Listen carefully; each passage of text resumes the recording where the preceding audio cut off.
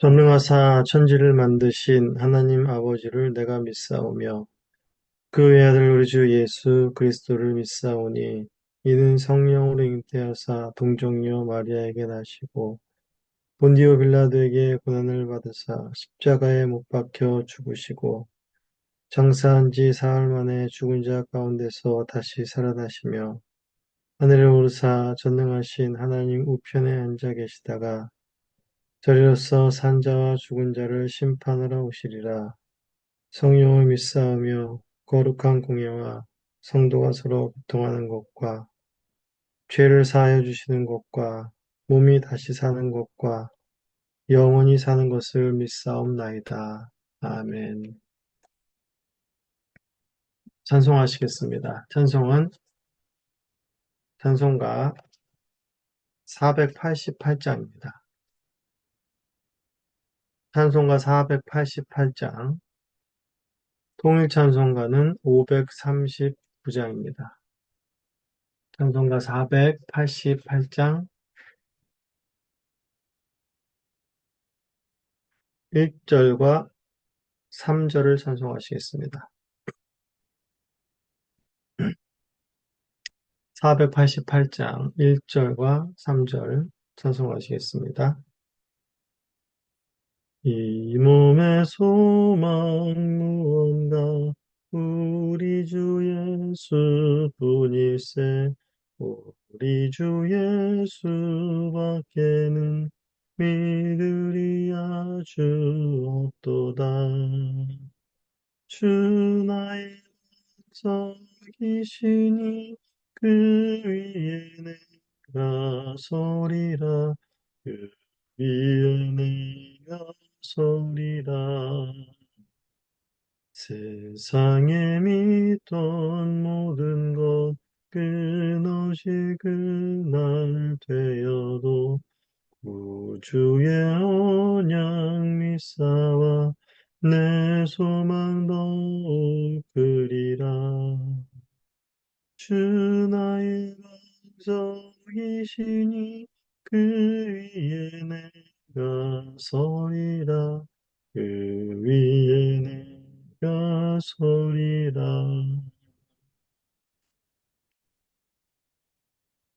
네, 하나님 말씀 보시겠습니다. 하나님 말씀은 열왕기하 25장 8절에서 30절까지 말씀입니다. 열왕기하 25장 8절에서 30절까지의 말씀입니다. 네, 말씀을 봉독하겠습니다. 바벨론 왕 느부갓네살의 19째 해 5월 7일에 바벨론 왕의 신복 시위대장 느부사라단이 예루살렘에 이르러 여호와의 성전과 왕궁을 불사르고 예루살렘의 모든 집을 귀인의 집까지 불살랐으며 시위대장에게 속한 갈대아 온 군대가 예루살렘 주위의 성벽을 헐었으며 성중에 남아있는 백성과 바벨론 왕에게 항복한 자들과 무리 중 남은 자는 시위대장 느부사라단이 모두 사로잡아 가고 시위대장이 그 땅에 비천한 자를 남겨두어 포도원을 다스리는 자와 농부가 되게 하였더라. 갈대아 사람이 또 여호와의 성전의 두 놋기둥과 받침들과 여호와의 성전의 놋바다를 깨뜨려 그 놋을 바벨론으로 가져가고 또 가마들과 부삽들과 부집개들과 숟가락들과 섬길 때에 쓰는 모든 놋그릇을 다 가져갔으며 시위대장이 또 부름기는 그릇들과 주발들 곧 금으로 만든 것이나 은으로 만든 것이나 모두 가져갔으며 또 솔로몬이 여호와의 성전을 위하여 만든 두 기둥과 한 바다와 받침들을 가져갔는데 이 모든 기구의 논무게를 헤아릴 수 없었으니 그 한 기둥은 높이가 18규빗이요 그 꼭대기에 논머리가 있어 높이가 3규빗이요 그 머리에 둘린 그물과 석류가 다 놋이라. 다른 기둥의 장식과 그물도 이와 같았더라. 시위대장이 대제사장 스라야와 부제사장 스바냐와 성전 문지기 세 사람을 사로잡고 또 성중에 사로잡은 사람을 사로잡았으니 곧 군사를 거느리는 내시 한 사람과 또 성중에서 만난 바 왕의 시종 5사람과 백성을 징집하는 장관의 서기관 1사람과 성중에서 만난 바 백성 60명이라. 시위대장 느부사라단이 그들을 사로잡아 가지고 리블라 바벨론 왕에게 나아가매 바벨론 왕이 하맛 땅 리블라에서 다 쳐 죽였더라. 이와 같이 유다가 사로잡혀 본토에서 떠났더라. 유다 땅에 머물러 있는 백성은 곧 바벨론 왕 느부갓네살이 남긴 자라. 왕이 사반의 손자 아히감의 아들 그달리아가 관할하게 하였더라. 모든 군대 지휘관과 그를 따르는 자가 바벨론 왕이 그달리아를 지도자로 삼았다함을 듣고 이에 느다니아의 아들 이스마엘과 가레야의 아들 요하난과 느도바의 사람 단후메스의 아들 스라야와 마아가 사람의 아들 야사니아와 그를 따르는 사람의 모두 미스바로 가서 그달리아에게 나아가매 그달리아가 그들과 그를 따르는 군사들에게 맹세하여 이르되 너희는 갈대아인을 섬기기를 두려워하지 말고 이 땅에 살며 바벨론 왕을 섬기라. 그리하면 너희가 평안하리라 하니라. 7월에 왕족 엘리사마의 손자 느다니아의 아들 이스마엘이 부하 10명을 거느리고 와서 그달리아를 쳐서 죽이고 또 그와 함께 미스바에 있는 유다 사람과 갈대아 사람을 죽인지라. 노소를 막론하고 백성과 군대 장관들이 다 일어나서 애굽으로 갔으니 이는 갈대아 사람을 두려워함이었더라. 유다의 왕 여호야긴이 사로잡혀 간 지 37년, 곧 바벨론의 왕 애월 무로닥이 즉위한 지 원년 12월, 그달 27일에 유다의 왕 여호야긴이 옥에서 내놓아 그 머리를 들게 하고 그에게 좋게 말하고 그의 지위를 바벨론에 그와 함께 있는 모든 왕의 지위보다 높이고 그 죄수의 의복을 벗게 하고 그의 일평생에 항상 왕의 앞에서 양식을 먹게 하였고 그가 쓸 것은 날마다 왕에게 받는 양이 있어서 종신토록 끊이지 아니하였더라. 네, 하나님의 말씀입니다. 하나님께 감사합니다. 네, 이제 오늘 본문 8절에서 12절은 유다가 이제 망했고 예루살렘 성전과 기물들의 파괴 그리고 포로 이송에 관한 이야기들이 나오게 됩니다. 8절에 시작하면서 이제 느부갓네살 왕의 통치, 재위 기간이 나오게 됩니다. 유다 왕들의 역사를 이야기하면서 왜 느부갓네살의 재위 연대가 나오는 것일까? 라는 것에 대한 의문을 가질 수 있습니다. 이것의 의미는 바로 이제 더 이상 유다 왕들의 재위 기간은 나오지 않을 것이라는 사실을 말해주는 비참한 유다의 현실을 단면적으로 보여주는 것입니다. 유다는 이제 완전히 바벨론의 속국이 되어서 나라를 잃어버린 상태라는 것이지요. 이것은 단순히 나라를 빼앗겼다는 의미 이상인 것입니다. 이것은 다윗 언약, 즉 다윗의 뒤를 이을 후손이 끊이지 않겠다 하셨고 그 뒤를 이을 왕이 이 나라를 영원히 경고케 하겠다 하신 그 하나님의 약속, 언약이 파기되었음을 말해주고 있는 것이죠. 다윗의 후손이 이 나라를 영원히 경고케 할 것인데 이제 그 뒤를 이을 왕이 없게 된 것이니 영원히 경고하게 되기는커녕 영원히 망해버린 것 같은 절망적인 상황이 되어버린 것입니다. 느부갓네살은 그의 시위대장인 느부사라단에게 명하여서 이제 예루살렘을 완전히 초토화시키는 작업을 합니다. 느부사라단은 성전과 왕궁을 불사르고 예루살렘의 모든 집, 귀인의 집까지 불살랐다고 합니다. 여기서 귀인의 집이란 모든 큰 집, 즉 공공의 건물, 중요한 건물들을 말하고 있습니다. 그리고 또한 성벽 역시 허물고 불살랐습니다. 그리고 성벽을 허물며 사람들을 포로로 잡아가고 그 중에 비천한 사람들은 남겨두어서 그 땅에서 농사를 짓게 하였습니다. 우리가 여기서 단순히 예루살렘의 건물의 파괴와 포로된 사실을 기록하는 것이 목적이 아닙니다. 이스라엘에게 있어서 성벽과 성전은 어떤 의미입니까? 바로 성전은 하나님의 임재요. 하나님과 백성들이 만나는 상징적인 곳이었습니다. 하나님의 눈길이 늘 그곳에 있겠다고 약속하신 그런 거룩한 장소입니다. 성벽은 하나님께서 이스라엘 방패가 되시며 그들을 보호하시는 또한 의미이기도 했습니다. 하지만 이것이 무너졌다는 것은 이미 하나님께서 유다를 떠나신 것이고 그들이 더 이상 하나님의 보호를 받지 못한다는 사실인 것입니다. 하나님이 성전을 떠나시지 않으신다면 바벨론이 절대로 성전도 성벽도 털끝 하나 건드릴 수가 없는 것이지요. 하나님이 떠나신 곳에는 폐허만 남을 뿐인 것입니다. 이제 13절에서 17절은 놋과 금은으로 만든 성전 기물들이 다 탈취당한 것을 기록하고 있습니다. 여기서 중요한 것은 이 기물들이 전부 여호와의 성전을 위하여 만든 것들, 즉 여호와의 영광을 드러내는 상징물들이었다는 사실입니다. 이들이 탈취해간 성전 기물들의 논 무게가 그 무게를 헤아릴 수도 없었다라고 말하고 있습니다. 솔로몬 때 성전을 세우며 성전의 안과 밖에 장식한 그것을 채운 모든 기물들은 그야말로 하나님의 영광을 드러내는 것들이었고 그로 인해 성전은 하나님의 영광으로 꽉 차 있는 곳이었습니다. 그러나 이제 그 모든 것들이 탈탈 털렸다라는 것이지요. 무엇을 말하는 것입니까?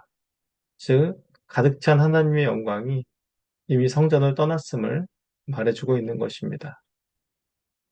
18절에서 이제 21절은 바벨론 포로로 잡혀간 이들 중에서 처형당한 이들이 말을 보여주고 있습니다.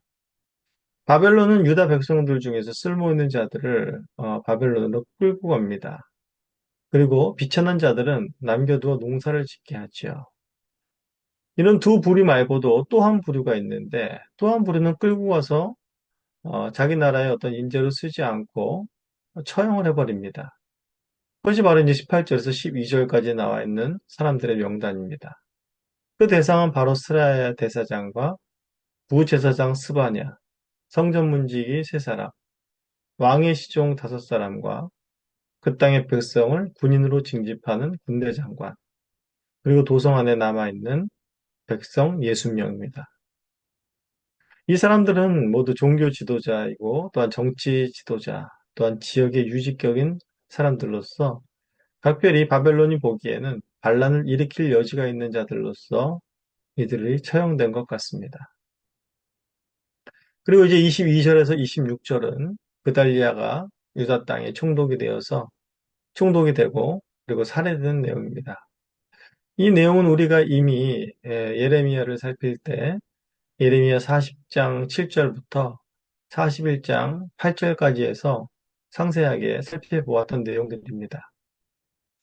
그달리아의 할아버지 사바는 이제 요시야 시대 때 서기관을 지냈던 사람이고 또 그달리아의 아버지인 아히감은 요시야 왕이 준 임무를 따라서 또 여선지자 훌다를 데려러 갔던 인물 중에 하나며 또한 여호야김 시대 때 백성들의 위협으로부터 예레미야를 보호해 주기도 했던 그런 인물들입니다. 그달리아의 집안은 이렇게 예레미야와 가깝고 의로운 통치와 함께한 자들로서 그달리아 역시 믿음을 가지고 있었던 자였던 것 같습니다.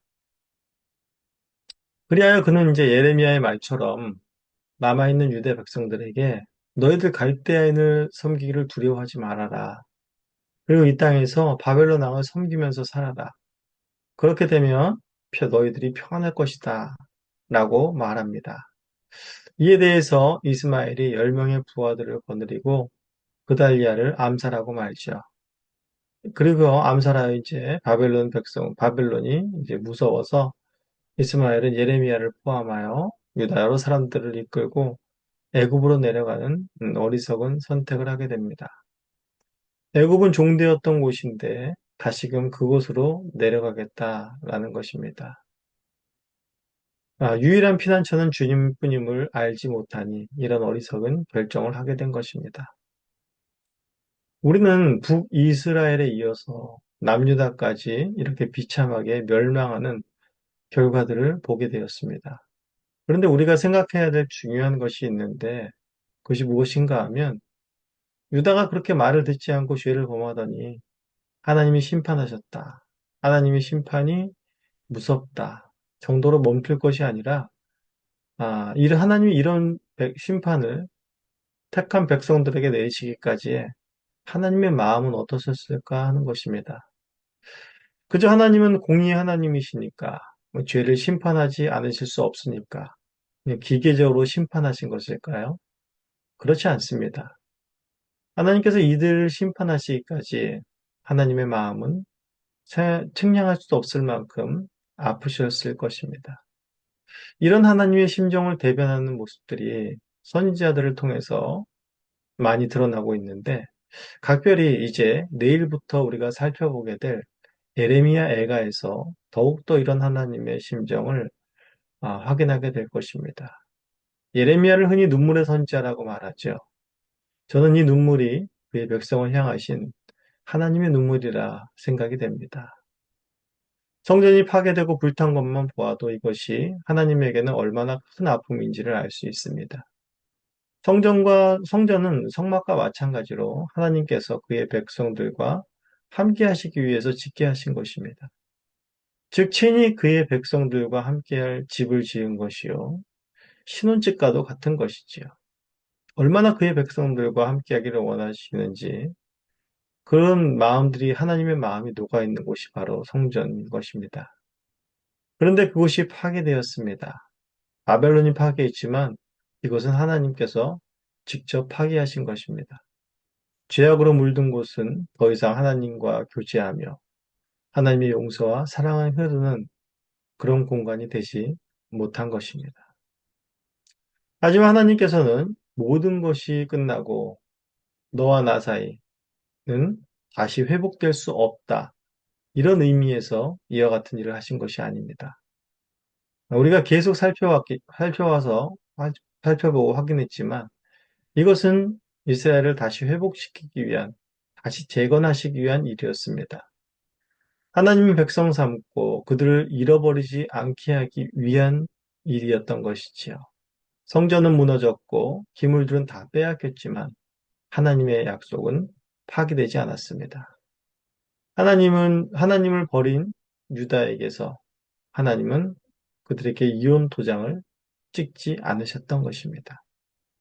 이스라엘의 어떠함에 의해서 하나님의 약속은 변하거나 파기되지 않는다는 것을 이제 마지막 27절에서 30절에서 말해주면서 이스라엘의 왕들의 역사는 마무리가 됩니다.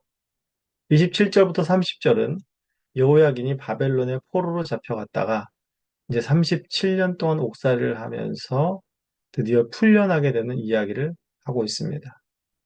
유다의 왕들은 모두 죽었지만 여호야긴이 가장 오래 삽니다. 하지만 그는 더 이상 유다의 왕이 아닌 바벨론의 포로일 뿐입니다.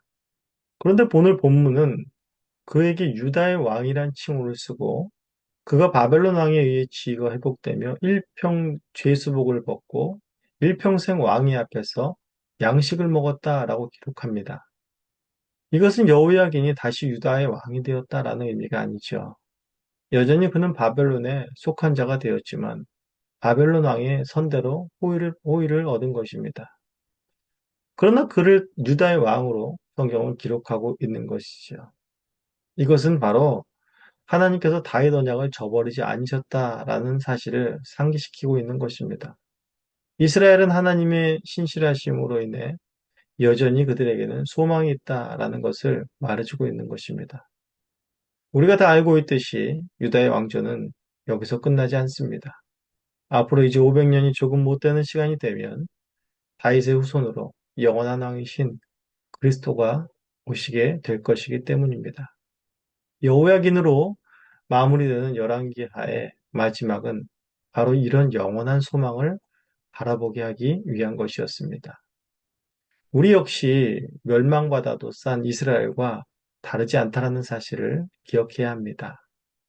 이스라엘에게 그리스도만이 유일한 소망으로 바라보게 하셨듯이 우리의 소망 역시 이제 다시 오실 그리스도이심을 우리는 잊지 말아야겠습니다. 그리스도로 인하여서 하나님과 연합한 자가 되었고 언제든지 하나님께 용서를 구하며 하나님께 나아가고 우리에게 있어 더 이상 멸망이라는 것은 없다라는 우리는 이런 안전한 보장 가운데 살아가고 있습니다. 하지만 우리도 역시 이 땅을 살아가며 표대를 놓칠 때가 많이 있습니다. 우리는 늘 다시 오실 주님을 바라보아야 합니다. 영원히 우리가 구할 하나님 나라를 소망해야 합니다. 오늘도 주님과 함께 동행하시는 복단으로 되시기를 소원합니다. 기도하시겠습니다. 하나님 아버지 감사합니다. 오늘까지 이제 열왕기의 내용을 모두 살펴보았습니다. 정말 이렇게 열왕기 역사를 살펴보게 하신 주님의 은혜에 감사합니다. 이 역사가 또한 이스라엘의 역사뿐만이 아니라 또한 이 땅을 살아가는 이 세대의 역사입니다. 우리가 주님, 이러한 역사를 반복하지 않게 하시고 우리의 소망이신 주님을 늘 굳게 잡으며 주님과 함께 동행하는 기쁨, 다시 오실 주님을 바라보는 소망, 영원한 하나님 나라에서 살기를 원하는 갈망이 늘 있게 하옵소서. 감사합니다. 예수님의 이름으로 기도합니다. 아멘.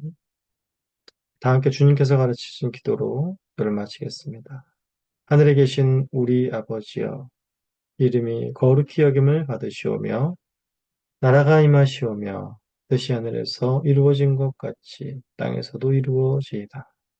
오늘 우리에게 일용할 양식을 주시옵고 우리가 우리에게 죄 지은 자를 사하여 준 것 같이 우리 죄를 사하여 주시옵고 우리를 시험에 들게 하지 마시옵고 다만 악에서 구하시옵소서. 나라와 권세와 영광이 아버지께 영원히 있사옵나이다. 아멘.